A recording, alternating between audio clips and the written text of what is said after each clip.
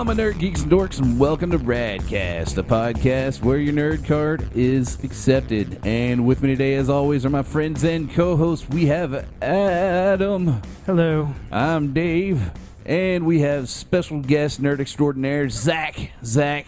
Hey, how are you? He's a Lego maniac. Oh, stop it. Are you sick of that shit? Oh, dude, I hated Legos growing up because of that commercial. I was about to say, man, I'm sure that's one of those things that, especially being our age, you heard that had to have been 1,000,001 times. Well, and then they changed they went through different commercials and it went through different names. Yeah, he went from Zac to Jack because there was Jack, they rhymed so well. So I was in, I think, first grade or second grade when that commercial first came out, and I remember being in line to go out to recess. Oh, Jesus. And my entire class was singing that song, and I really just wanted to punch them all in the face. Yeah. Yeah, no, I got Davy Crockett a lot whenever I was young because David. Well, I'm not gonna lie. Whenever I was in kindergarten, I went by Davy. Kindergarten and first grade, so they started calling me Davy Crockett, which I thought was like a bad thing. And it used Did to they try and get you to play the prom? Mr. Davy Jones. Oh no! That's too old for our age.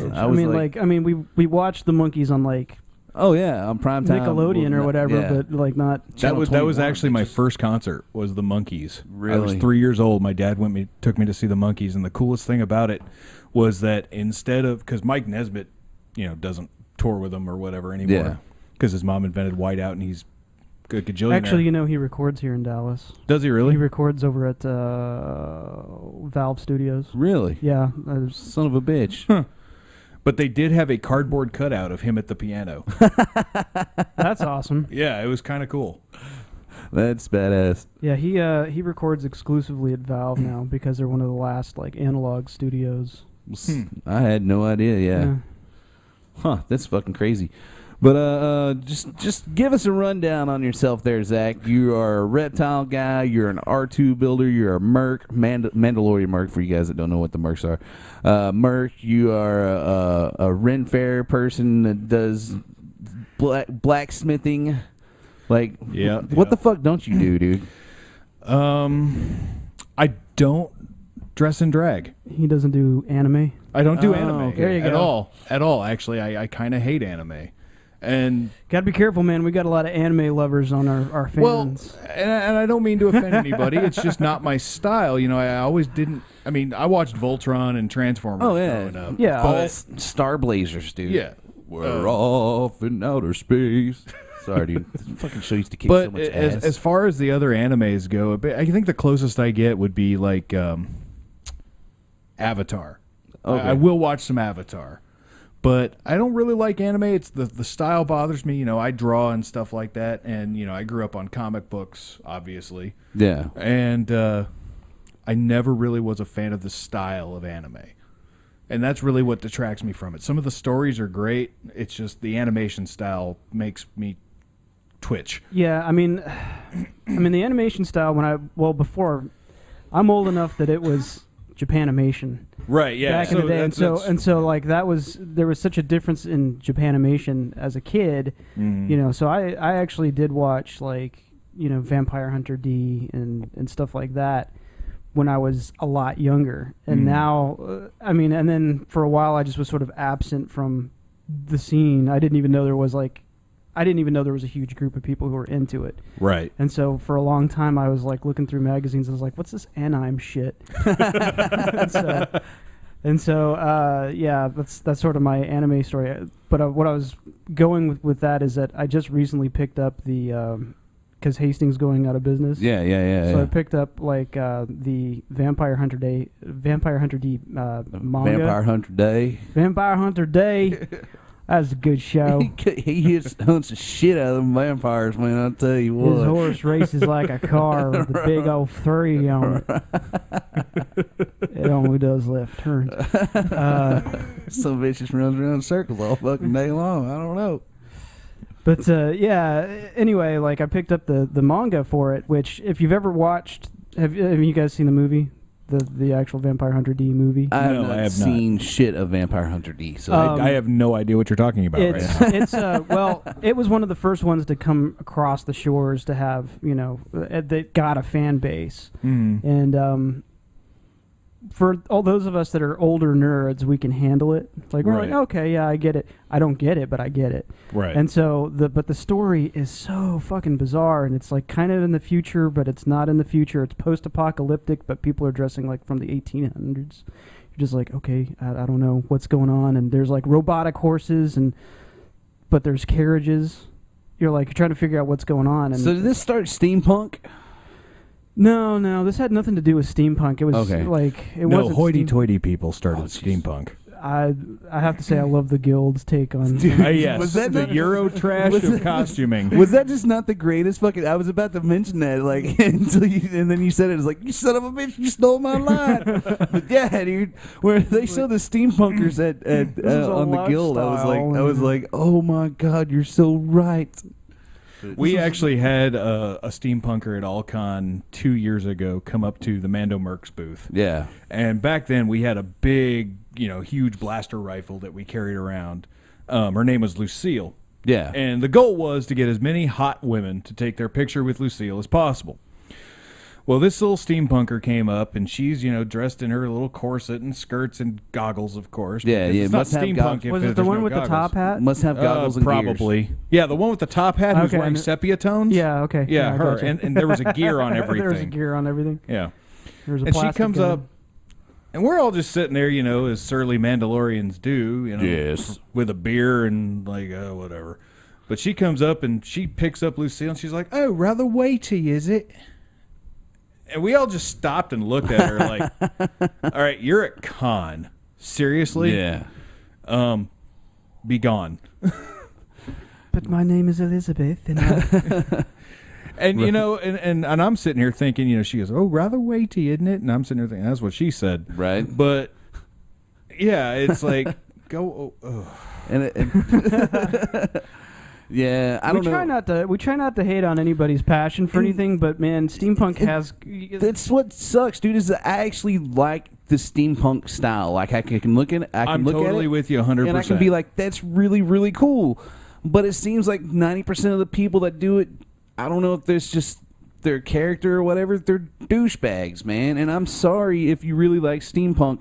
Don't be a jerk, though, man. Like that's really it for me. I love the aesthetic of steampunk, and I love the craftsmanship because I love to tinker with things. I love to build things. Oh no, I'm right there with you. But most of the people I have met in the steampunk genre, they are complete and utter queef balloons. Yeah, no, they think they're better than everybody. And I know that doesn't go for all steampunkers. It's always the ones you see and remember that are the douchebags. You never remember the nice people. Well, I'll take that back, man. This year at Alcon, there was a guy. Did you see the guy walking around with the helicopter? Almost looked like Go-Go Gadget helicopter thing. I missed that. Oh, dude, it was awesome. He was there on Sunday, but you know who I'm talking about. Yeah. I talked to that guy, and that guy was really, really nice. But it just seems like I don't know. Like, do you remember 2 years ago?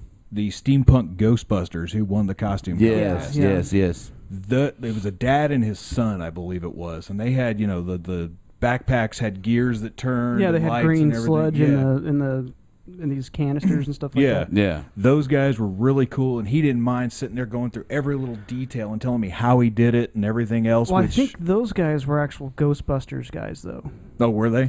I think they were Ghostbusters guys versus like steampunk guys. They were part of the Ghostbusters group. Oh, and they had made steampunk Ghostbusters because that's what the theme of that con was. Yeah. So.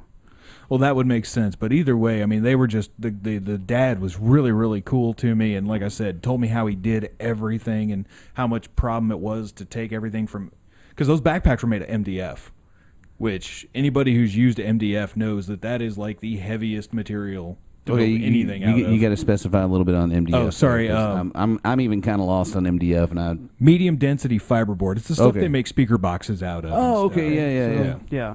It's really, really heavy and very dense. Yeah, they don't even make speaker boxes out of it anymore. Oh, really? That's how old school I am, folks. Yeah, the new speakers are like a durable plastic, kind of like Pelican cases. Like high impact styrene kind of stuff. Like it's a high impact plastic now is what a lot of speakers are made out of. Now there's still some cabinets that are made with that. There's a lot of line arrays that still use that type of stuff, but for like the lighter for like smaller gigs and stuff like that, like if you go out and get like a Fender Passport or something like that, that's what you're going to have. Those speakers are super light now. But I know what you're talking about, like those heavy ass 1870s, just like throw your back out, just picking one up. Built to take a beating. Yeah. My dad has done car stereo since I can remember, and I always remember going to his shops and stuff like that when I was younger. Hanging out for the day at work with Dad. But they always had just pallets of this medium density fiberboard that they would cut into the boxes and then wrap in the carpet and everything to put into cars and whatnot. And you pick up, just a small piece of that stuff and it weighs 5 pounds. Oh, yeah. So you can imagine with this. It's super dense wood. And this is the medium density. They also have heavy density. This is stuff that. Pretty much this is stuff that looks like it looks like it's particle board, but it's not quite particle board. Yeah. It's basically sawdust and glue. Yeah, exactly. Yeah. That's what I was getting at. I was just trying to give the listeners or viewers a little bit extra. But he made this backpack out of it, plus with all the electronics and everything else in it. So you can imagine how heavy it was. Like wearing like 50, 60 pounds on his back, man. So, but he was really cool about the whole thing, and that kind of was one of those moments where you go, cool, a steampunker who's not a douche. Yeah. But, I don't do steampunk, but, I'm professionally, I am a herpetologist. I go out and I would love to see you with blue hair running around with like a giant fucking sword. I would hurt you. With some flowing white robes. And a license plate on my forehead. I would just like to see. There you go. Get a license plate on a bandana. I would just like to see me with hair. Any of us with hair would be nice. Yeah, right? I actually have a funny anime story that happened to me at A-Kon in 2009. Did you go? Speaking of A-Kon, did you go this year? I never will go to A-Kon again after 2009. I might go next year because they're having it at the Anatole. Versus the Sheridan, because I can't stand the Sheridan. I don't like being in downtown Dallas. Like I have claustrophobic issues already. Yeah. So driving down there and parking down there, because parking at the hotel, for those of you who don't know, and if you ever plan on going to A-Kon, because it's a huge con for anime fans. Parking is $21 a day. Hell. It's $21.50 a day for parking in that hotel. So even if you're staying there, it's still expensive to just park. So they've moved stuff over to the Anatole, which I'm kind of excited about. I actually ended up parking in one of like the $5 lots down the street. Yeah, you got to park in those. But the reason I went is my girlfriend JJ, who is awesome. She used to be on the Rocky Horror Picture Show cast, Los Bastardos. Okay. And she was on it for like 4 years, and A-Kon 2009 was going to be her farewell show. She was one of their star Magentas, and she was doing her farewell show at A-Kon 2009. Well, I was working that day, so I decided to surprise her, because she thought I was going to be at work until really late, but I'd worked it out with my boss to leave early and all that kind of stuff. So I got dressed for con, like you do. Just my black T-shirt. I had my flat scally cap, my golfer's cap on. Yeah. My kilt and my tall black boots, because that's how I roll. Word. And knee highs and skirt. Damn right. And we'll stomp your ass, and I'll be right there with you. But so I show up to the con, right, and I had a dozen roses in my hand and the whole works. I was being real sweet with it. And I get in line, and I'm like, hey, which way's the Rocky show? And they're like, oh, it's this way, but you have to buy a pass. I'm like, all right, fine. I'll buy a one-day pass to the con to go see this show, whatever. I get up to the front of the line, and they're like, well, what are you here for? And I said, well, I just want to go see the Rocky Horror Show. And my girlfriend's on cast, and I explained the situation. I've got roses in my hand, I'm not just here for, whatever. And they're like, oh, well, you're going to have to buy 2 days because you're going to be here after midnight. And I'm like, what? And they're like, yeah, because you're after midnight. I said, but the con doesn't officially start tomorrow until like 10 a.m. Well, you're still here for 2 days because, it's 9 p.m. now. Yeah. Dude, that's just whenever you get mad and start yelling. I've found out, like, you just get mad, get, like, real fucking surly with them and just look really mean because, like, you and I both have a gift of being large men. And people don't like it whenever large men get pissed off. And a lot of times they just let you have your way, which is kind of really totally out of my nature because if anybody knows me, like, I'm a really fucking nice guy. And it takes a lot to make me mad, but, like, I can turn it on and off to tell you the truth. And people will, like, be like, oh, okay, no, man, just calm down. It's like, all right. Unless you're making certain toy lines that you don't want. Oh, yeah. Speaking of which, I'm going to do a comparison here pretty soon of the Batman Dark Knight Rises figures and the Spider-Man, the Amazing Spider-Man figures because they're done by two separate toy companies. One, Batman is done by Mattel and Spider-Man is done by Hasbro. And it's just, I want to just kind of... Well, there's already a price difference. Oh, yeah. Yeah. A big price difference of like $3, but it's well worth the price difference if you actually kind of look at the figures. And I mean, kids probably won't care, but like whenever you're a collector like myself and you actually kind of look at it in the sculpt and the paint. Right. And I do like the Batman figures. No, They're really cool, and for some reason, and I don't know why I feel this way about it, but they kind of took the right route. I'm just like, okay, we just printed out, we just made a bunch of the same figures, and we just repainted them all. just repainted the shit out of them. We just named them different suits. Right. There you go. There's your toy. It's $5. There's Zitman, and have you seen the like cherry red? Like he is redder than red Batman. Yeah, I've seen that one. Like, the one I want to get was it strawberry shortcake Batman? Yeah, I mean he's just A lot like bright. There's no way that Batman would be sneaking in the shadows. Like it's not possible. Did you see the Christmas Vader that they did the one time? I think so. It was red and white. Yeah, he was red and green, but he was mainly red. But yeah, it reminds me of the Christmas Vader almost. But there's one that's got a completely black mask, like the cowl covers up the mouth. Oh, really? And I want to find that one. I've only found it they've got like a little demo display at some of the stores I've been to, where you see him there, but you don't see him on the actual pegs. And I'd really like to find that one. I'd like to get one regular black Dark Knight and then one of these like that one because I think that's I think they made a different mold for that head. Oh my god! Shit. Yeah, but I mean all the other toys are basically repaints. They're cool repaints. Yeah, and the apps are pretty good on them. Well, there's in general there's a reason why like they don't do too many molds and that shit gets expensive to do. Yeah, I don't doubt it. And the cost of the toys would go up. And nobody would buy them, and except for us diehards. Oh yeah. But well, I mean you're talking to two guys who spent plenty of money on Marvel. Yeah, like, you just saw my bedroom a little bit ago. Yeah. You haven't seen my Iron Man. For those of you wondering, he was showing me his Star Wars collection, and that was it. Yes. Like, don't let him lie to you. We were. Let me show you my Star Wars collection. Dave whips it out, and on his dick, it's tattooed Star Wars collection. I told you not to tell anybody, dude. And then I've got a bad feeling. But about it's really funny. It's really funny to see the Star Wars font on your dick, though. Right. It's only right when you're this hard. says SW, right? Well, it just says SW, but when he gets hard, it's the full opening crawl. Exactly. But back to Akon. After the whole check-in debacle where it cost me $60 to go see Rocky Horror, I'm walking through the con and I'm getting these little 13-year-olds with giant swords and license plates on their head coming up to me like, "Dude, who are you supposed to be?" And I'm like, "I'm Zach, Dad."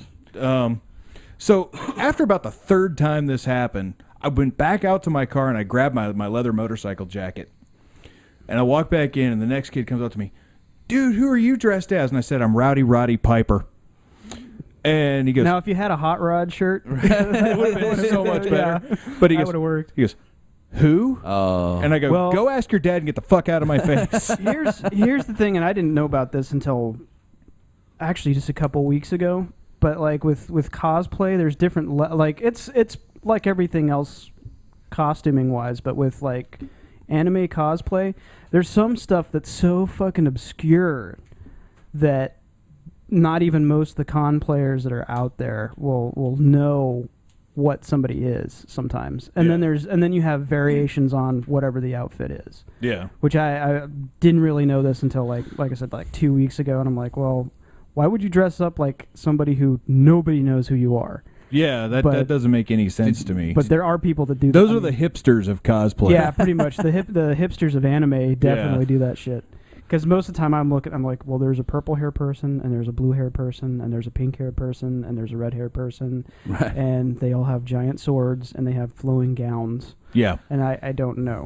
And all the girls, no matter how old they are, look like 12-year-olds. Yeah. Yeah. I can't even see octopus in the grocery store, like in the seafood section, without going, I've seen enough hentai to know where this is going. Yeah. The every now and then I just have to go, what the fuck, Japan? Right, dude. Hey, whatever floats your boat, dude. Is always my saying. Hey, man, if you dig it, then let it go. But I'm a costumer. I do the Star Wars costuming, plus I do the Ren Fair costuming. Yeah, I still need to talk to JJ. I want her to do me a Viking. She's told me that she would absolutely love to do that for you. By the way, awesome. Kick ass. But I've been a blacksmith out at Scarborough Fair for about 12 years now, and it's a totally different level of nerd, let me tell you. But they're geeks just the way we are. Oh yeah. They geek out about it as fervently as we do about Star Wars and comic books and even else. some, it seems like it might even be more of a dedication to also. There is a lot of hardcore dedication in those people. I mean, for some people, getting their season pass to the Ren Fair is their vacation. I have a cousin that's like that, man, and they actually have I want to say they have a camper that they They get their season pass, and then every weekend they're out there at Scarborough. Which, I mean, I love Scarborough, dude. It's fun. I wish I could afford to do that, but yeah, it's spent way too much, dude. When I saw you, I was so, dude. I got so hammered that day. I'm not gonna lie. It's not hard to do out there. Yeah. I mean, you have to bring your money to do it. But. Yeah. Well, they had Franz Scanner on tap, so I didn't let one beer stand go by me without getting a beer from it. I'm not saying that I bring my own alcohol out there because even the booth owners are not allowed to do that. But if I did, I would drink my cheap beer during the day, and then at night, all the expensive beer and the hard alcohol would come out, and that's when the real fun would begin if it happened. Hell yeah. But I do the blacksmithing out there. I've been doing it for a long time, training under a master blacksmith. And, that's just one of my many hobbies. It's taught me a lot about the way metal works, which actually I use a lot in my costuming. Yeah. So would you be considered as still an apprentice blacksmith, or are you like I'm journeyman? Somewhere around journeyman, yeah. Okay. I mean, I've actually trained under two different people. Yeah. So technically that's a journeyman. But, I don't, because I really only get to do it at the fair, and occasionally I'll go out to the master's house. He lives in Boyd. Oh, okay, yeah. We'll go out there and work. I'm more along than any of his other apprentices, but I'm still kind of an apprentice. So do you refer to him like you're Vader and he's like the Emperor? Whenever he asks you to do something, you go, "What is thy bidding, my master?" I did that once, and he couldn't answer me because he was laughing so hard. But I never call him master to his face. I always do it when I'm talking to patrons or whatever. I'm like, "Oh, this is my master. He's the one who makes all the fun stuff in the gallery." But, because I don't want to give him a big head. The man is one of my best friends. He's like family to me now. Man by the name of Ron Bedgood. And he's about 5'6", just a little hobbit-looking dude. But I'll tell you what, his hands, I swear to God, could crush your skull. Stone. Yeah. And they're just, he welds without goggles on. He's just all he's just like invincible. Now, see, I will weld without sleeves and just nice thin leather gloves, but I will not go without goggles, man.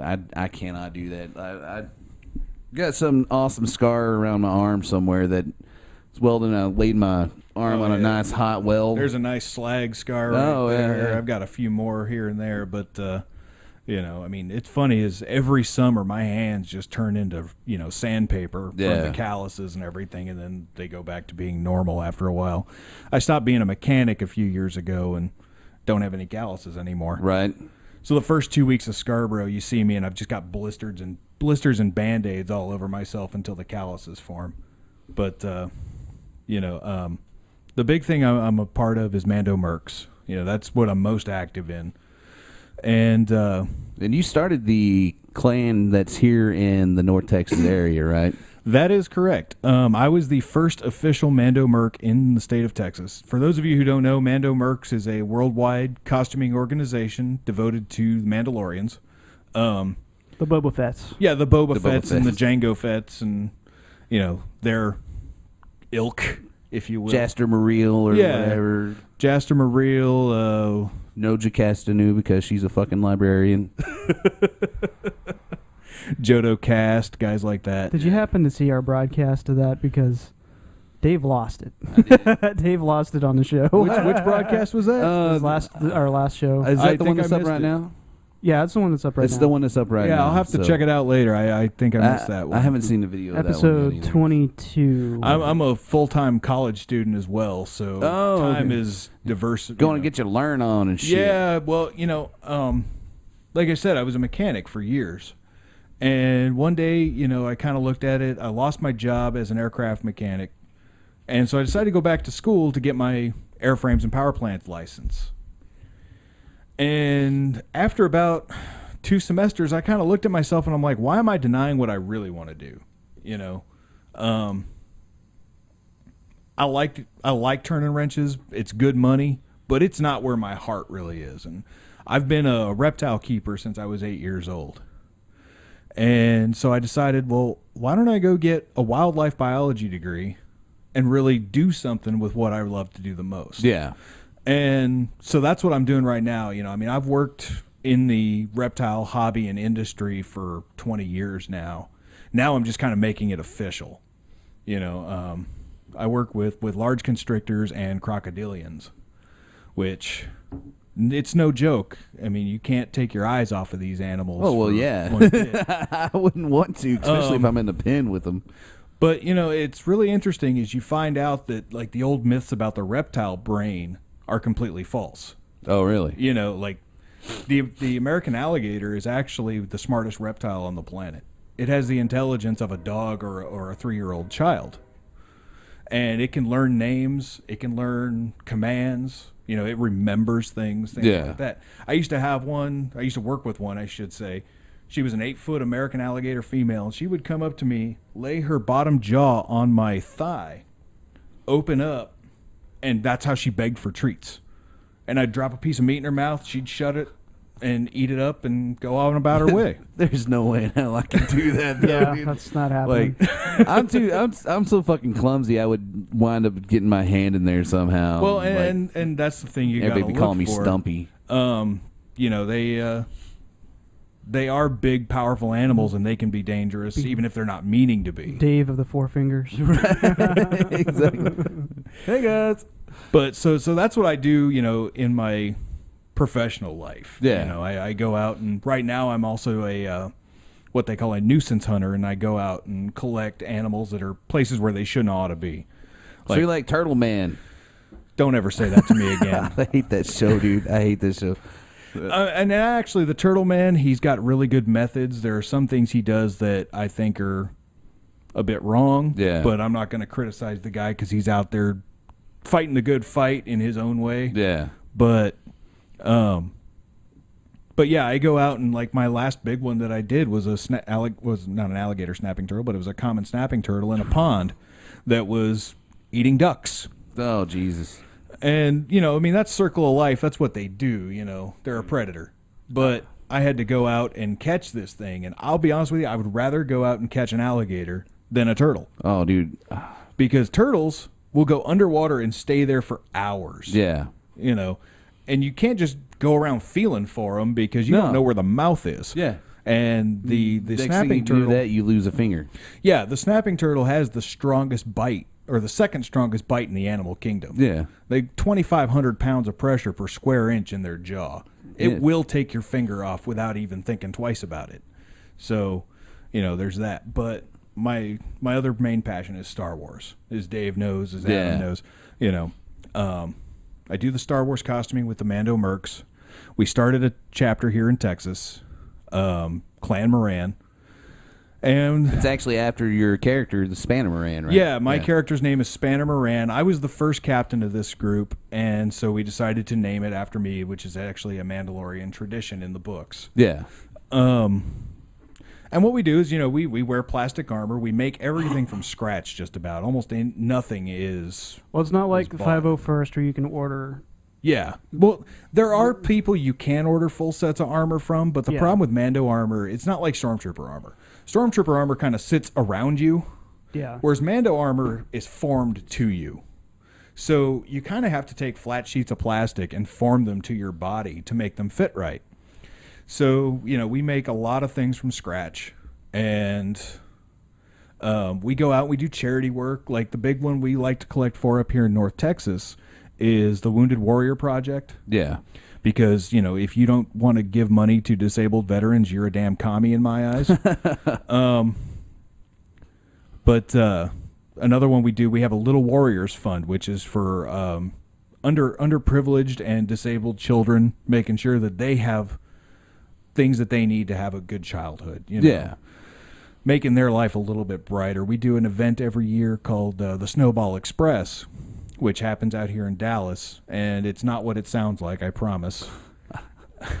But it's actually for the children of fallen veterans. Oh, okay, cool. And what they do is they fly these kids from all over the country into Dallas, and they spend a week just doing different activities, like going to Six Flags and different fun things to do around the DFW and Texas area. Yeah. And American Airlines flies them all out for no charge. Oh, wow, dude, that's nice. Yeah, and it's all the opening ceremony starts at the AAC, and that's where we show up with the 501st Legion and the Rebel Legion and the Mando Mercs. We all get together and, say hey and all that kind of thing, and they have entertainment. It's just a great event. It happens every December. Yeah. It's basically giving these kids a fun Christmas memory because one of their parents, or maybe even and sometimes both their parents, aren't around anymore. So I'm actually moving down to San Marcos in a couple of weeks to further my education at Texas State University. And I will be shifting positions. I will no longer be with Clan Moran, my namesake, but will be with the clan down there. It's called Zac Freer. It's the 4th chapter of Mandalorian Mercs in Texas, so we now officially have 4 Mando Mercs chapters in Texas. I didn't realize there was 4. I thought it was just 2 for some reason. But. Yep. They just got official what they call clan status a couple of weeks ago. They'll be at Wizard World down in Austin. Make sure you stop by and see. They do a lot of events in that area. But it's a group of really good guys. Most of them are actually soldiers at Fort Hood and Killeen. Oh, wow. Cool. But it's a really good group. You guys can go meet the situation. Well, there's... So, did you hear about the situation coming by any chance? What happened now? Okay, I'll Tell him, talk about this because we're in good with Wizard World. We like Wizard World a lot, and so we get their press releases. And hopefully, we'll be at Wizard World. Yeah, hopefully we'll be at Wizard World this year. Hint. But Wizard World has backed a comic from The Situation from Jersey Shore, and he's on tour with Wizard World right now. For those of you who don't know, Wizard World is a touring con. They go to different cities around the U.S. and have their... It's like Comic-Con, except it goes on tour, so it's all over the place in the U.S. And so one of the stops is Austin, but one of the things that they were talking about was how he's going to be hopping on the Wizard World tour with his new comic, The Situation, and it's brilliantly bad. It's consider the source, It's that's the thing is I'm just gonna give Wizard World credit and just say they're really nice guys. And that's the only reason why they're backing this, because they're like, hey, you know what? He's a guy who wants to have a comic book. We'll support that. Hey, that's the only way that I'm going to play that, because otherwise I'm just like, what the fuck are you guys doing? If MTV has MTV Geek now, then I guess Wizard World can give you know the what? situation That's comic fair book. enough. That's fair enough. You know? Yeah, I've never watched an episode of Jersey Shore. I've caught bits and pieces here and there. I've tried to watch it twice. I can't. Sorry to hear that. I can't. It's on Netflix, dude, and they've got like a couple seasons on there, and I'm like, all right, I'm going to sit down and watch the dumbassery at hand, and I can't get 5 minutes into it without going, I can't take it, and then turn it off. I've done it twice. I've seriously sat there and was like, I'm going to do this. I'm going to grit my teeth and do this, because I'll watch shitty movies. Yeah. I love shitty movies. Oh, I do too. Yeah. And like I can sit down and watch, like Birdemic or The Room. or one I just watched the other day was Star Crash. Check out Star Crash. You want to see? I saw that on Netflix yesterday. It's fucking great. Because boobs. No, not really. It's not. It's a. What's a B movie without boobs? That's what B stands for, isn't it? Well, that's what I thought it meant. It was an Italian director's take on what Star Wars is. So Star Wars in 77. This came out in 78. And it's got David Hasselhoff in it. And they use laser swords. And it's fucking brilliant because it's so awful and it didn't have near the budget, nor the time, nor the editing, nor the effects, or anything that made anything good. So it's Star Wars didn't have budgeting, time, or effects. Yeah, but it was done better.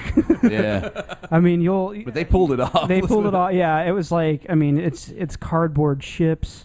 And That's it's awesome. It's fucking great. And I watched every single second of that movie, and I was like, I'm just enjoying the hell out of this. But you couldn't get through Jersey Shore. I can't get through Jersey Shore, which has got a higher production level. It's probably got more of a budget per episode than what this thing had for the entire movie. Hell, it's probably got more of a budget than what Star Wars had originally in 77 or whatever. So, yeah, if you haven't seen it, Star Crash, you got to check it out. If you love shitty sci-fi, it's on Netflix, you said? It's on Netflix right Okay, now. I'm going to have to check this out. It's called, it was under a couple different names, but on Netflix, it's Star Crash. Okay. And it's like dudes with just, like, the Jufros, like, just curly-headed white dudes. It's amazing. And the outfits look like Mork and Mint, like Mork's, like, nice. Yeah, dude, it's like the guys dressed in these like Mork suits, and it's just like, dude. Now I'm trying to remember the fucking Mork suit. It's like Flash Gordon at a gay bar. Sort of. It's like that where they've got like these shoulder pieces that come out, and then it comes down to a triangle. And the triangle okay, yeah, stuff nice. like that. I mean, it's just. Ace Frehley? Bad. It's Ace Frehley except red instead of silver. Starman. Yeah, so. But on that note, we're gonna cut to commercial break, and we'll be back in a couple of minutes. All right. And we're back. Yeah, welcome to KZPI. Playing the hottest hits of the 80s, 90s, and 20s. Something. In the 20s. I don't know. We skipped 2 generations. Yeah. Just be like, fuck the 30s, 40s, and 50s. 50s and the 60s. Yeah, we'll just... Hottest hits of the 20s were Right. Mac the Knife. Yeah, it's just a whole bunch of big band stuff. So what you got on there, Dave? I have a Twi'lek beanie. Twi'lek, Twi'lek, whatever you want to call it. I don't really know how that Twi'lek. Only commies and non-nerds call them Twi'leks. All right. Well, I've heard it pronounced both ways. That's the reason why I wasn't sure. But this is made by the awesome JJ, which is... That's my girlfriend. Yes. She's actually quite an amazing seamstress and crocheter. Dude, she is a master craftswoman. I will say that. From the stuff that I've seen that she's made... Well, she's pretty much made like all of your costumes. Like your Viking costume was amazing. Yeah, my Viking garb, most of my Mando stuff. In fact, she does most of the Mando stuff for all of this thing is the way hot though. Clan Moran up here in North Texas. But she made this over the course of the last couple of days. Basically took her about a day to do, and it's a. I'll show you the side view here, so you see there's the little ear nubs. Yep, it's a beanie inspired by Ayla Sakura. Yes, it's fairly detailed as you. It is see, for quite awesome. Being 2 colors. It's actually there's a lot of work that was put into that. So. And I can't believe how fast she did it because I saw that I saw on Facebook she's like, I'm going to make a Twi'lek beanie hat, And then next thing I know is like she's posting pictures of it on Facebook going, I made a Tweeler beanie hat. I was like, holy crap, man, your fingers must be bleeding after all that. Well, I'll tell you what, she's very dedicated, and when she gets on a project, she doesn't stop. She does not stop until it's done. That's awesome. She did the actual head part the first night in about 3 hours. Yeah. And then I made her go to bed because it was like 2 a.m. when she was done. And then yesterday she got up and just started on the Leku, the head tails here. And I went to bed at 3 o'clock, and she was still up doing the brown. She was doing all the strapping and whatnot. I got up this morning, and it was done. So really? Yeah, she's really good at it. She puts a lot of time and effort. She uses really high-quality yarn. She's got an Etsy shop. Her Etsy name is JJ Lockhart. Yeah, go ahead and read that off for everybody because the idea is to eventually get to sell these, correct? Yeah. Yes, eventually she'd like to sell some of these. She makes R2 beanies as well, She right? does make R2 beanies. In fact, I have one, and I love it. Yeah, I'm gonna wind up ordering one from her because I've been wanting an R2 beanie for a while. I'll tell you the truth. But it's etsyshop.com/shop/JJ LOCKHEART. So JJ Lockhart. Just keep an eye out for stuff she may have up here in the future.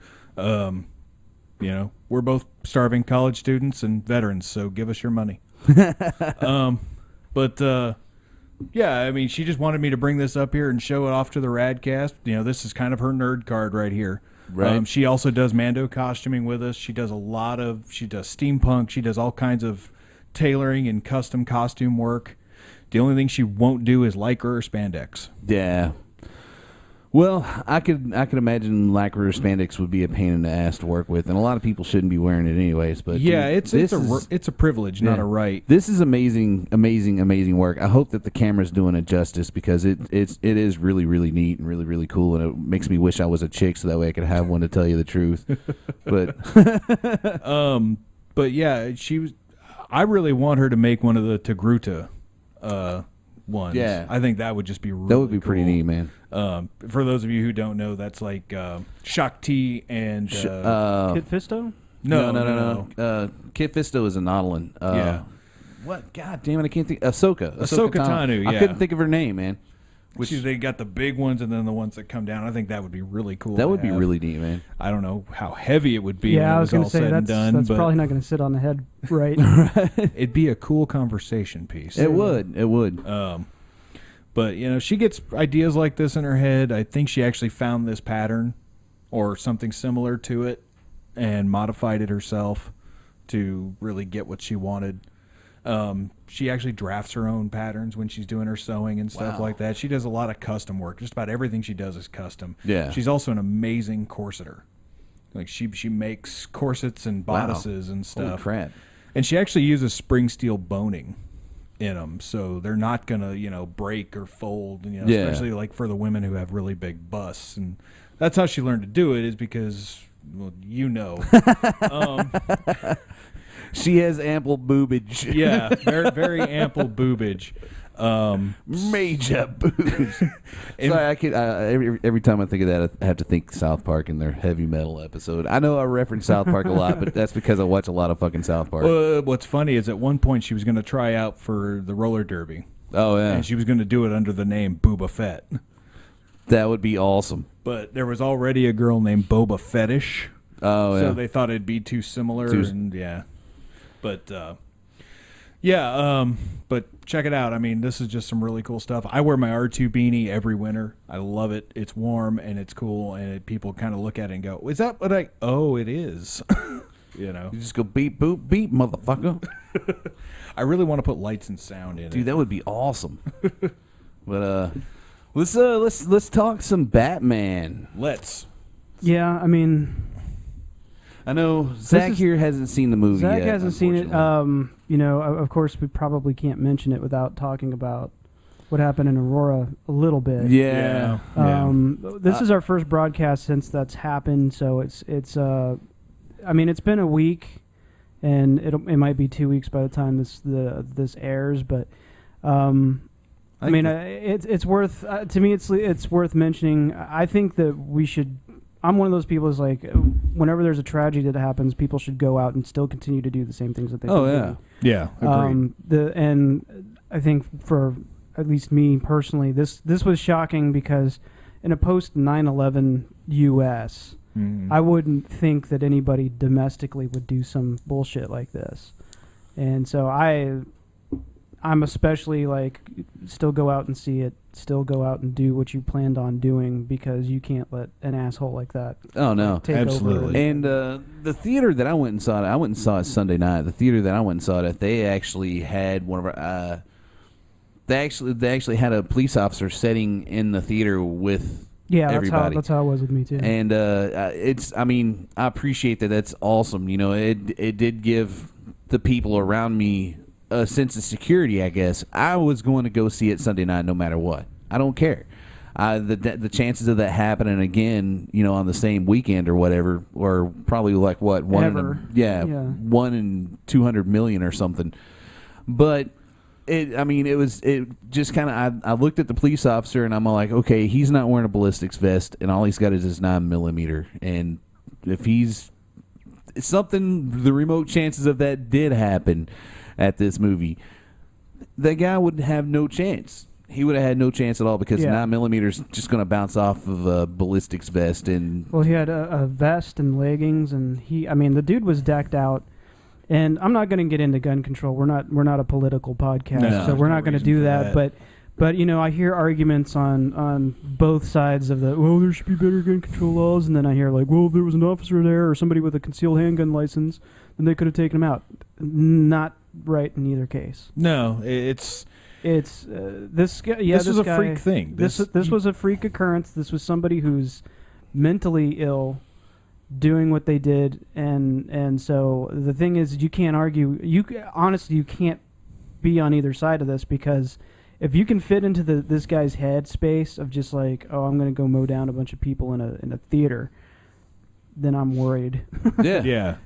You can't explain what's going on in somebody's head like that. Even if they wrote it down on a piece of paper and were like, hey, this is what my thoughts were on this, you're still not going to get it. Right. And if there was a police officer there, 9mm wasn't going to stop this guy. No. Not with the ballistics armor on. No, that he was wearing. Not with the armor that he had, and which I don't see better why gun control wasn't going to stop this guy from doing what he was doing. And I don't see why that can be sold to the regular public as it is. That to me is more of a travesty than selling assault rifles to the public. Yeah.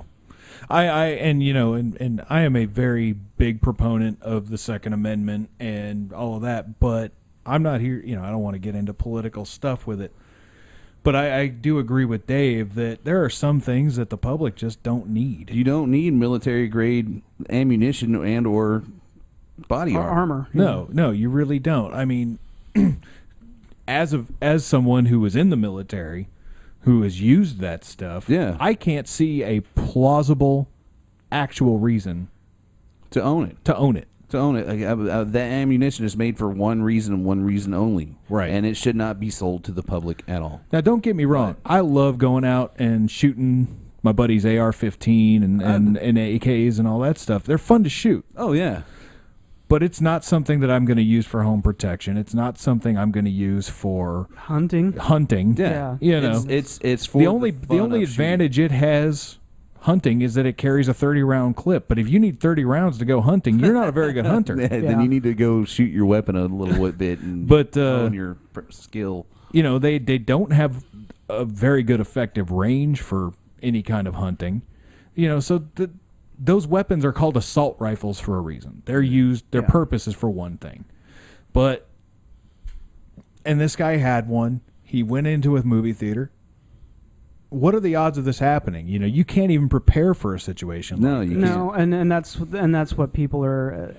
See, there's certain things in the media right now that I take issue with, because one, there's now, I don't know if this guy called himself the Joker or if somebody said, because I've heard two different versions. I've heard that he was calling himself the Joker. I've heard that he's called himself the Joker, and then I've heard other people refer to him to the Joker because he dyed his hair red. And it's like, well, this dude went through a lot of planning to do this. Yeah. Like, booby-trapped his apartment and really did a fish in a barrel situation. I mean, you can't. I still personally can't fathom that level of wanting to take somebody's life. Well, and I've even heard people go so far as to say that this was secretly a CIA black op, that, you know, it was meant to be planned terror or whatever. And I'm sitting here looking at it going, no, it's not. None of the signs are there. Yeah, I don't think. But you can't prepare for that type of situation. No. Yeah. It's you know, it is one of our, to me, it's the biggest tragedy we've had since 9/11. Yeah, as far as an attack on domestic US, soil. Yeah. Oh yeah. But yeah, I mean, I'm not going to get political on it, but this dude was obviously sick. He's not somebody who I would, you know. And I just also would like to say he does not represent the costumers and fandom that's the other thing. It's like I heard on a news program, and this is what infuriates me, is stuff like this, is when one of the newscasters on a news radio, I'm not going to say what station, but you know, the first thing that was out of his mouth was like, well, I took my kids to see the Avengers and I took my kids to see Spider-Man, and I've given my kids my comic books, but I'm going to think twice before taking my kids to a comic book movie. That's just irresponsible broadcasting. And I mean, I know irresponsible parenting is what it is too. I mean, what it is to me, what it is like, okay, look, I know we're a podcast. We're not professionals on the same level of you know, a big broadcast station, but we still have to maintain some level of professionalism in what we do. I mean, we can say fuck and we can curse and we can do all this shit that we want to do because of the, you know, we're not restricted by FCC. Right. But there's certain things that just as a human being you should, you know, respect. Mm-hmm. This had nothing to do with comic books. This could have been Twilight. This could have been Harry Potter. This could have been any movie with a sequel that's going to have a big draw of people. This guy went into a theater where he knew there were people going to be there, and that's what his whole purpose for that was. Not because it was Batman.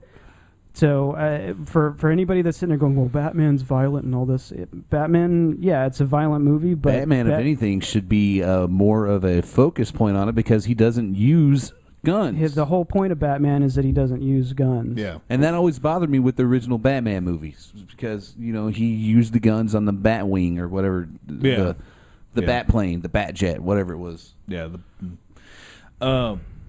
You know, I actually heard one newscaster, and I guess he was a former CIA or former FBI guy or whatever. I don't remember exactly which organization he was with, and I'm not going to say which news station I saw this clip from, but he actually said it was a Trekkie-like individual who had become so enamored with his fantasy, and I'm just like, first off, I take offense at being referred to as Trekkie-like, right? But, you know, that right there is... Well, you can't call it racial profiling, but it's profiling. Yeah, I mean, it is definitely profiling. I mean, I don't know if this dude was a costumer. I don't know if he went out to these cons. We don't know anything about this individual who went out and did this stuff. And the thing is like, not most of us go to these movies because we're either fans of movies or fans of comic books, and so that's why it's kind of hit a personal level with a lot of us because. Dude, any one of us could have been at that theater. Oh, absolutely. Yeah. I mean, it's a midnight showing of a comic book movie. I'm going to be out there. Yeah. Now, he picked a movie that was going to have a lot of people at it, but I mean, this could have been, like I said, it could have been Harry Potter or Twilight. I mean, I know you guys are real big Twilight fans. Oh, yeah, totally. And that, you know, I don't know, are they even done with that? Lost your train of thought on the Twilight part. But yeah, I mean that's my point is that this was going to be a populated movie. This could have easily been Star Wars or Star Trek, or it could have been any of those types of movies. And so, but I don't think they would have targeted it as hard if it was Star Wars or Star Trek. Oh, those are violent movies. Yeah, people die in those movies too. Yeah. You know, I mean, from what I gather, the last Harry Potter movies were fairly violent, and a lot of the, you know.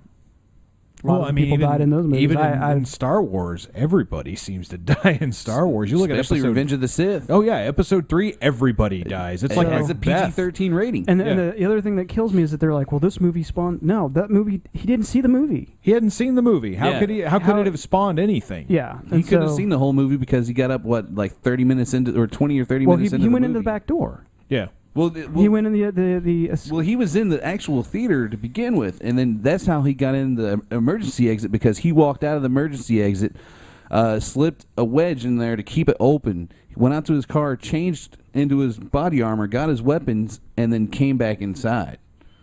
That's how he was initially able to get back in through the emergency exit, because he was already in the theater at first. So he watched all those people file into the movie theater. And that's what gets me the biggest, is like he got there early, sat there and watched the theater fill up, and was actually looking at his victims in the eyes as they were like sitting down and stuff like that. That's the part that disturbs me the most. Well, that anybody's willing to go to that extent to go take lives is what bothers me. Anybody who wants to go take one human life bothers me. But to go, I mean, we have veterans that have to kill out of a need to survive, or because they have the orders to, in order for the survival of this country. Those people have to live with that, and that fucks them up for the rest of their life. Sometimes. A lot. You have to deal with it. It is something you have to deal with for the rest of your life. Yeah. You took someone's son away from them, or father or whatever. Yeah, you have to deal with that. Yeah, and it's not something that you take lightly. It's not something when you enlist that it's something that you're like, I'm going to go kill a bunch of motherfuckers. You don't go in with that mentality. No, not at all. It's a survival situation. This guy went in with the intent to take lives. Yeah. And that's a disturbed individual. That's somebody you cannot fit into a category. I mean, yeah, you can as a psychologist maybe, but as far as like really understanding the motive behind that, I mean, like I said, you're never going to really grasp it unless you're that person. And so... I've heard a lot of rumblings in the costume community. And as soon as this happened, I saw a bunch of posts, on message boards and things like that. They're like, we need to stand up for our rights to wear our costumes to movies and things like that. My take on that is you're missing the point. Yeah. Yeah, I mean, if they outlaw costuming in movie theaters, I'm okay with that. Yeah, so am I. It's the movie theater being nice, saying, okay, you can wear that to our establishment. Because technically... you saw my post on Facebook. Yeah, exactly. No, I was agreeing with you 110% on it. It's not your right to wear costumes to a movie.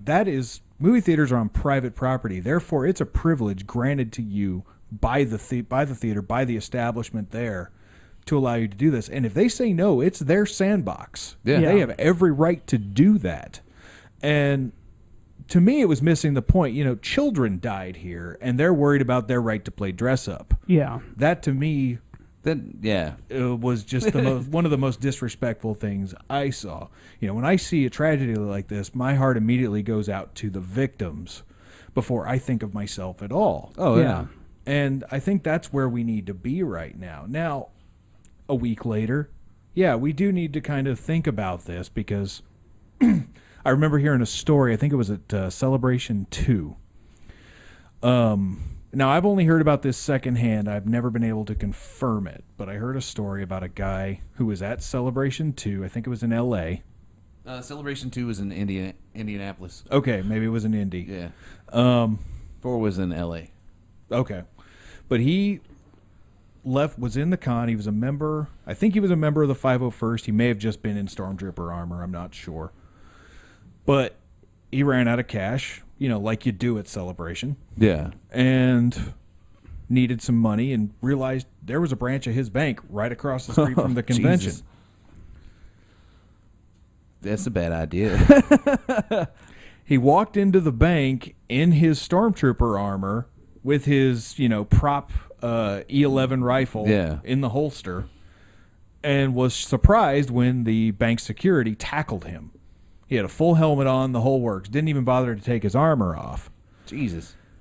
Yeah, it's just a bad idea, man. And, you're wearing a full face mask. That's going to make people nervous to begin with, especially you start walking into a bank or something like that. Yeah, if you're outside of the con environment or a celebration environment of some sort where it's where you've got 50 people dressed up in that type of armor, you're not the normal guy in that situation. Yeah. And it makes me wonder, one thing I worry about is how long is it going to be before some guy gets up in a clock tower or something like that dressed as a stormtrooper. Oh, well, there's lots of guys that go and rob something other dressed as Vader lately. Yeah, and Now, my thought goes, well, I've worn a Stormtrooper helmet. You can't see shit in it. Right. How are you going to hit what you're aiming at? Exactly. But it just takes that one crazy individual. When that happens, though, I'll start worrying about my right to costume. Yeah. You know, this was a completely isolated event. Yeah, and that's what people need to look at. Is it was an isolated event. It was a freak occurrence. This was just a sick individual. Yeah, exactly. But now that we've talked about that, because I mean, like I can't talk about Batman, and that's the problem with this, is that it's tainted that movie for the rest of. It will forever be known as the movie where some dude had a shooting spree on opening night or whatever. But let's put that aside and let's actually talk about happy things. Yeah, let's talk a little bit about the actual movie, because what was your impression on it, Senor? I liked it, which is odd for me because I've already stated that I'm not a big fan of the Dark Knight series. Now I could see where some people have some problems with it. I get that, and I get that there's some big plot holes in the movie, because there are. But this was the right blend for me of a comic book and a movie. Yeah. And that's always been my big argument with these Dark Knight movies, is that they're too hyper-realistic. They're too much of, we're concentrating on the real world, and there's not enough of a comic book element in there for me. This one had the right blend of it. So I actually enjoyed this one much better than the other two, which, again, is another opinion that is pretty much on this side of the tracks, because everybody else is like, man, the other two movies are badass. This one sucked. And I'm like, dude, really? No, I've loved the other two movies, and I love this one just as much, if not probably maybe. I think this one is my favorite so far. The only problem I really have with this one is it seemed to me like the dialogue was a little bit slow. Well, whenever the banter between Selena Kyle and Bruce Wayne, whenever they're at the dance or whatever, it just seemed like it should have been a little bit more fast. And it was just kind of like line, pause, line, pause. See, they still have that. And then I cut through the whole movie. It kind of seemed like it was going like that. It just seemed like the dialogue was just a little bit slow, like they should have just sped it up maybe just a little bit for some reason. Well, I know a big complaint, and I fall in line with this as well, is that Bane's voice is so mixed badly. His voice is mixed completely wrong. Yeah, I had trouble understanding him at times, which is why they did what they did. That they've had to rework his voice a couple times in order to make it work where people understood him. But in doing so, they've made his voice way too loud. And it doesn't matter if he's in the background or the foreground. His voice is the same level throughout the whole fucking movie. I do like the voice acting on him, and the actual sound of the voice, though. Like the hello or what. I can't fucking do it. Like I've been trying to, and it's just like, as you said, do it with a Sean Connery. Hello. I just can't do it, dude. I want to so fucking bad, dude. And I've been working on it all week long, and I just can't get it. I need to go see the movie again, I finally found like a character that I could cosplay as. So I might be Bane, dude, because I can go buy the headgear, and I've already got like there's him in a like military what's those jackets? Flak jacket? No, it's a field jacket. Field jacket. Yeah, he goes around in a field jacket for a little bit, and I was like, I got the fucking field jacket, I can do this. So I did like Bane. I mean, the Venom was missing. The whole bit with Venom where he gets stronger and stuff like that. That's kind of the whole essence of the Bane character, isn't it? It is, pretty much.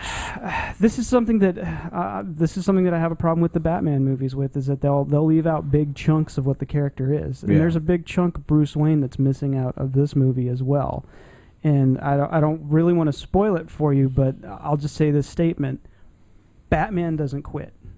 Yeah. Batman doesn't stop. Yeah.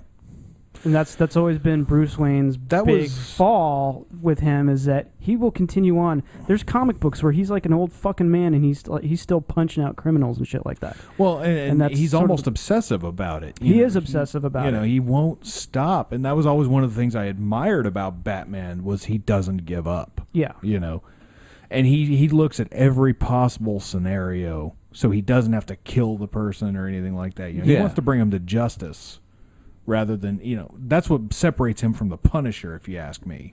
Yeah, I mean, the Punisher's a completely opposite type of character. Yeah. But But yeah, it's one of those things where, like, I know there's some really hardcore Batman fans who have enjoyed the past two movies, but saw this one and was like, "Fuck you," because there is that moment where you're like, Bruce Wayne Batman doesn't quit, dude. It just doesn't happen. Yeah. And so I hope I'm not ruining it for anybody if you haven't seen it already, but yeah, it's a statement of Batman. I'm doesn't actually quit. going to go see it on Wednesday. Okay. Okay, you'll know what I'm talking about. I haven't seen it yet because I'm poor. Movies are expensive. Yeah. You know? They are, dude. They are. But I'm going to go see it on Wednesday. I'm really looking forward to it. I've enjoyed the other two more so than I thought I was going to.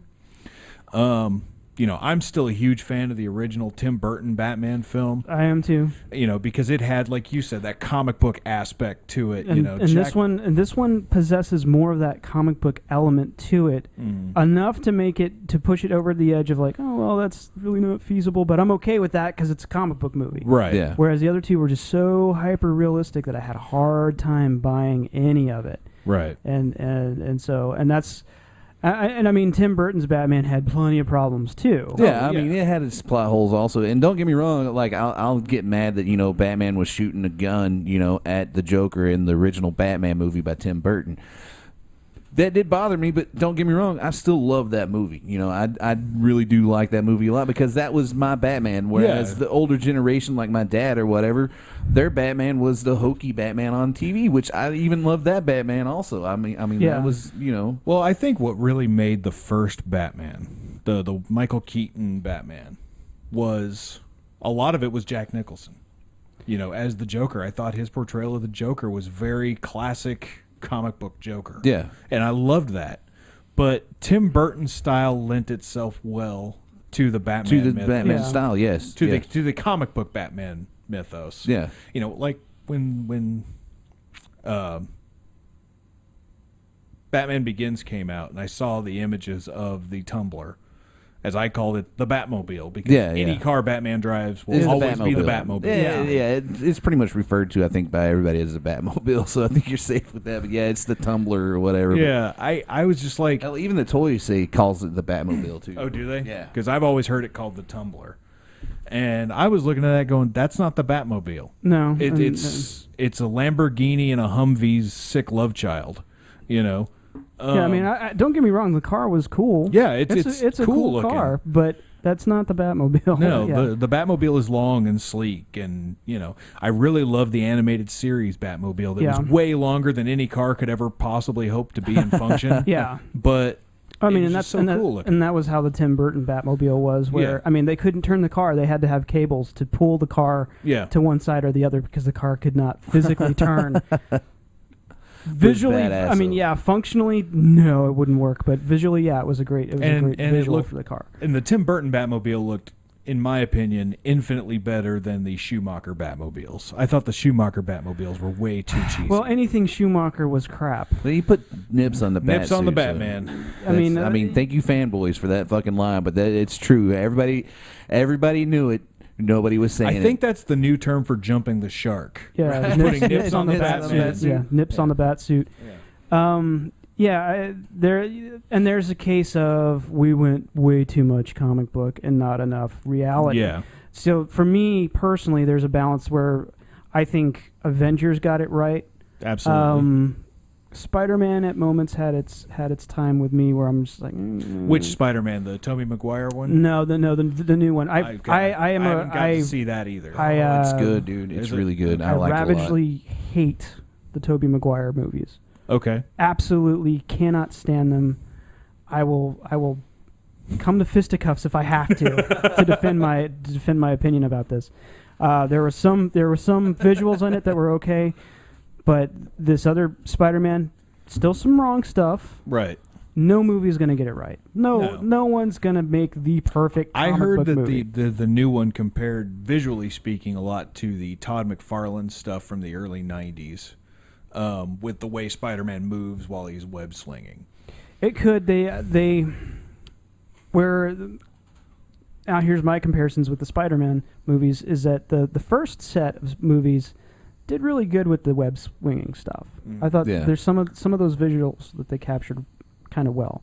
But the Amazing Spider-Man movie, they managed his movements a lot better. The way you would imagine Spider-Man moving, and as fast as Spider-Man moves. And did you see what I was talking about, where he moves more spider-like? Yeah. So he moves like a spider. It was our comparison to Hulk. And even though I was joking around with it, he did technically kind of, in a sense, wrap somebody up in web like a spider would with something. Yeah, I mean, he towards the end of the movie where they're having their action beats, he does move like a spider, and it was like, oh, they got that. You know? And I've heard some people complain about, there's the thing with that is you can't do an origin story. Like I want to see Man of Steel, but I don't want to see Man of Steel. Yeah. I don't want to sit through another hour-and-a-half movie of Clark Kent discovering himself. I'm pretty sure almost all of us know, almost everybody knows how Superman began. And if you don't know how Superman began...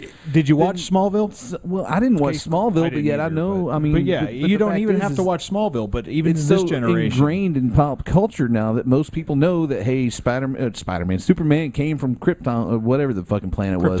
Yeah, Krypton. Landed in a farmer's field where the farmer and his wife found him, and he was raised by him or whatever. Yeah, well, and here's the thing is that one of the reasons why they're retelling the story is that DC lost the rights to some of the Superman mythos. Oh, right. They cannot retell the same Superman story origin-wise. So they're doing it again, and it's like, guys, I don't want to see Clark Kent figuring out who he is. Yeah. I really don't want to see that.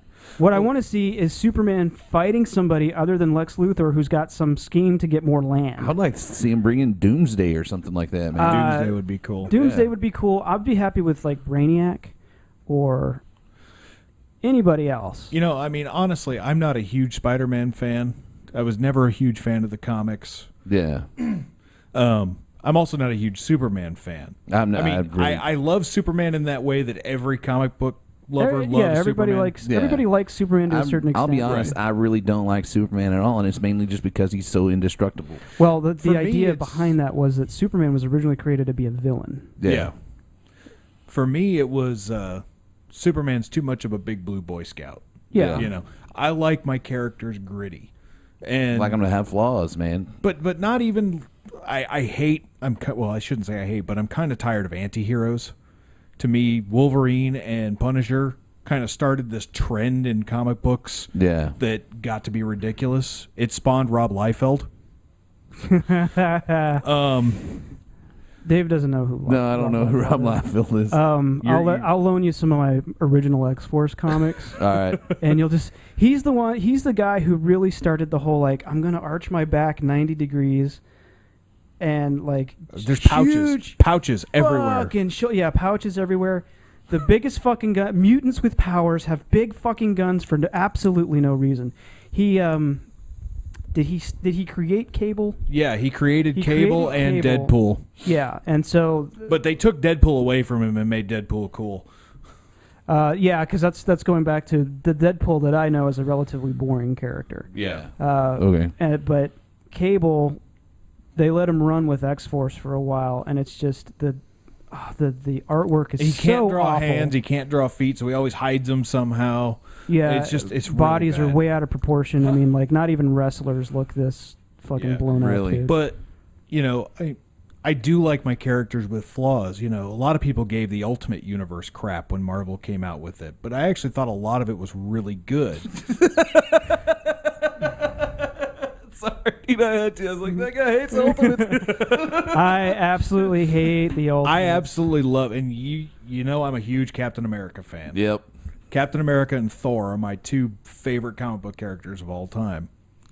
And I love Ultimate Captain America because he behaves like a soldier would. He's still, you know, America, mom, apple pie, fuck yeah. But he behaves like a soldier.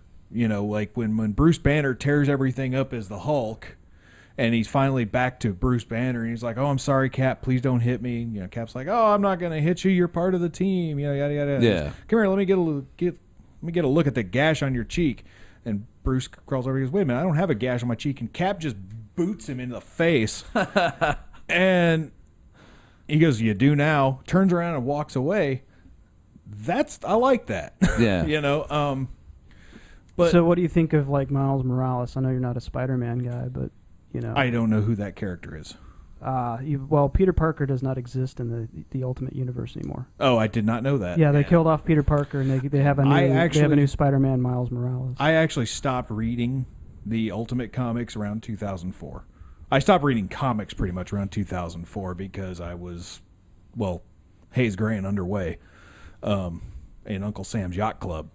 So the Navy. Yeah, that's, you guys that's the Navy. For people. and comics are fucking expensive. Yeah, comics are just too damn expensive. It's as bad a habit as like drugs. And probably getting a comic book on the ship is probably got to be kind of difficult. Well, I wouldn't know. I was actually never on a ship. Oh, really? Oh, okay. But just finding the time for them and finding the money for them on a sailor's money. So isn't easy. You were a seaman that never got out of the balls then, huh? Technically, I was an airman, but okay. That's okay. No, the thing of it was comic books at one point just got so convoluted. That's right. Yeah. That especially in the Marvel universe, that's why I was actually glad when Civil War came out because it kind of cleaned up a little bit. There's one thing I got to hand it to Marvel is that they, for the most part, keep their continuity. They started the Ultimate Universe. I get why they did it. I understand. I don't like it, but I get it. And that is your right. That is my right. That's a goddamn American.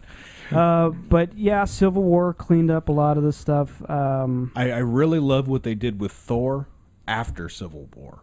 When Straczynski started writing Thor right after Civil War, it was beautiful.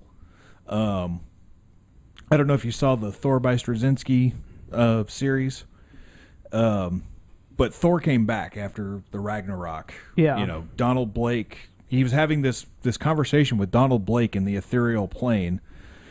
And Donald Blake said, he's like, Thor's like, I don't exist anymore. Ragnarok happened.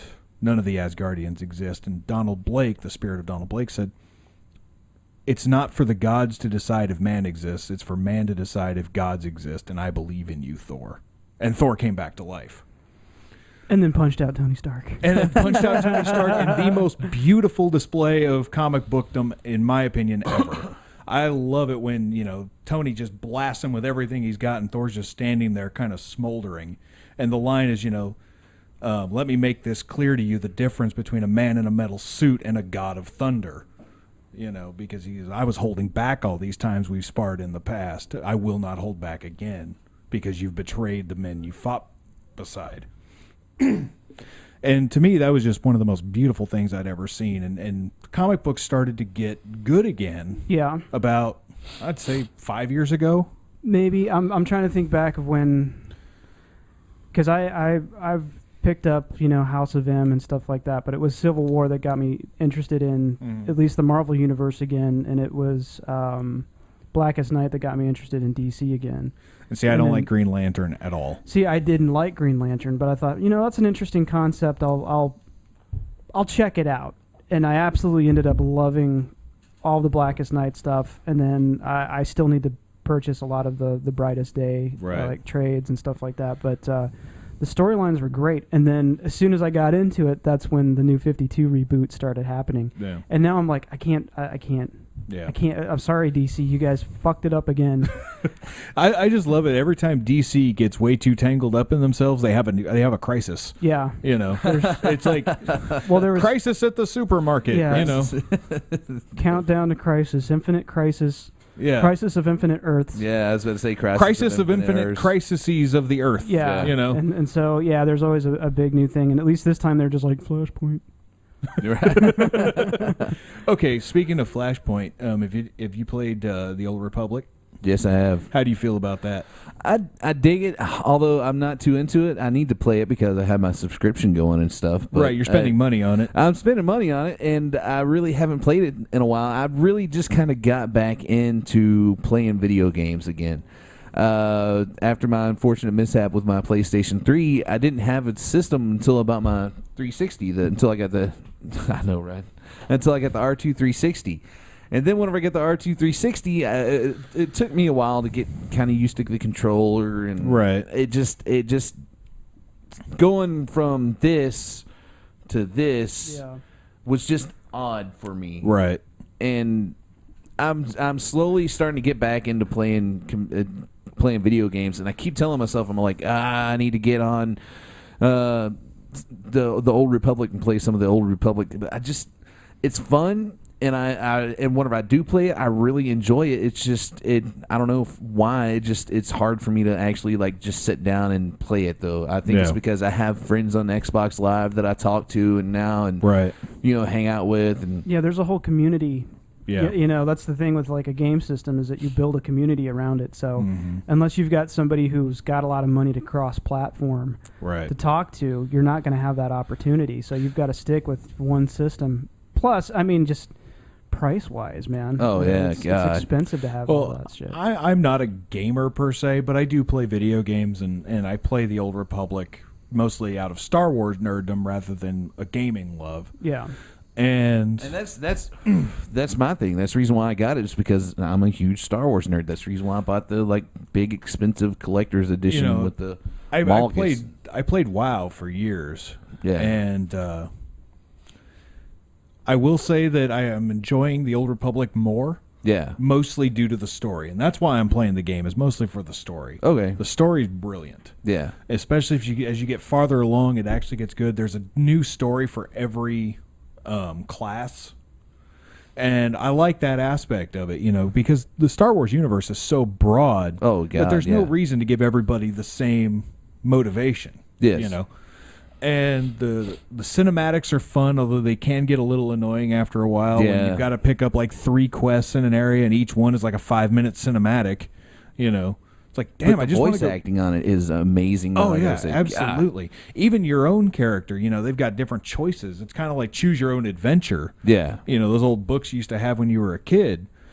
But, the voice acting's really good. Even the graphics are just absolutely amazing. In fact, I had to upgrade my computer to even play the damn thing. Yeah. Well, I was. It ended up costing me like $300 to get to play the Old Republic. Yeah, well, that's how games used to be, man. Yeah. I remember back in the 90s having to upgrade a computer just to play a video game, and when Doom 3 came out, I was like, screw it, I'm not doing this anymore. Well, I had to buy a new graphics card. I got a 6670 graphics card to put in it because they were on sale at Fry's for like $60, and I had to get a new power source because my 300 watt wouldn't power it anymore. Jesus. And then I blew a motherboard. Oh, had to buy a new computer. Oh, well, there you go. Lovely. It's just like everything kind of cascaded, Well, see, mine was, I wound up pretty much spending, I guess, around $900 to play because my computer died. And so I had to go out and buy a whole new computer. And I was like, damn it, if I'm buying a computer, I'm going to make sure that I can play the Old Republic off of it. So I bought I just got a laptop, but there's reasons behind it because it's nice and portable, and I sit in my fucking lap, Right. But I think my main thing with, and then whenever I bought the game, of course, I got the $149 version. That was the collector's edition with the little Malgus statue and stuff like that. But it's really cool, man. I dig the hell out of it. And me going from playing controller video games, console gaming to computer gaming, it's so different, man. And I'll be honest with you, if I hadn't played WoW for so many years, I probably wouldn't like this game. Just because of the controls. And I didn't like WoW when I first started playing it. The only thing was, I was not an RPG guy at all. In fact, I didn't even like Knights of the Old Republic. Oh, really? I liked the story, but I didn't like playing it. Yeah. But I've been an RPG whore for years. I mean, I say that, but not like video game RPG. Like, I've played Oblivion, and as we all know, I played the shit out of Skyrim. And I used to play D&D, a lot, but never was huge on RPG as in like Final Fantasy, stuff like that. But I did like of course, like I said, I loved Oblivion and then Skyrim. But I'm really digging the Old Republic. I just don't play very often. I don't get to play very often either because my schedule's so hectic. So I might get we got to do final thoughts, guys. Oh, it's final time thoughts. Okay, cool. Sorry to cut in like that. No, that's fine. I know how it goes. We get to talking and then it's it's done. But yeah, we're over by quite a bit. So final thoughts. Batman, go out and see it. I think it's pretty good, man. There's a lot of people who are complaining, but go out and make your own opinion. I love Batman. I thought it was great. I'm man enough to say it almost made me cry, dude. It almost made me cry. Like I felt myself welling up, and it was all because of Michael Caine. Well, Michael Caine is the man. Yeah, and it's a great movie. I enjoyed it. Don't let some dumbass in Colorado keep you from going and seeing a movie. Go do it. My final thought would be I can't wait to see Batman. Dude. And I'll probably post my review on your guys' Facebook. Or do something. it for sure. Go ahead. So that's going to do it for our show. Don't forget to stop by and see us at Strip, the Webcomic Expo, this weekend, August 4th, Saturday. Check us out there. We're going to be doing a podcast from out there. You can see me. I'll be talking about how to do your podcast. I'll teach you how to do this. And it's a lot of fun. It's a small con. It's worth coming out to see. There's some really great people that are going to be out there. James O'Barr, one of my favorites, the creator of The Crow, is going to be out there. A lot of great web comics. If you've not been into it, this is a great opportunity for you to come and check it out. It is a fun convention. I really liked it a lot last year. That was one of the most fun I've had at a con, and I've been to a lot of cons now. Yeah. So in 1 year's time, I've turned into a veteran. So it's like, you even had the con cred and everything. Yeah, the first time. Hey, you haven't been to you're not a real con goer until you've had the crud. Yeah, so. And now I've gotten enough where it's like I'm completely immune. But visit us on Facebook. Go to facebook.com/Raddcast. We are at Raddcast Show on Twitter, and you can follow me at Raddcast Adam on Twitter as well. Dave, what's yours? Dirty Dave 54. At Dirty Dave 54. Spanner, you got one? I don't have a Twitter, just a Facebook. Okay. I'm Zac Freer on Facebook, or you can you can check out Spanner Moran on Facebook as my Mando character. Okay. Well, that's gonna do it. Awesome. Please go by and rate us. Write a review on iTunes. You guys have already done some, and we love you for it. Thank you so much. 5 stars. No, rate us at what you feel. If you're at a con and you see some guys walking around who kind of look like Boba Fett but not quite, check them out. They're the Mando Mercs, and they do a lot of good stuff. Exactly. With that being said, good night, goodbye, we love you, and keep the dream alive. Good night, Internet.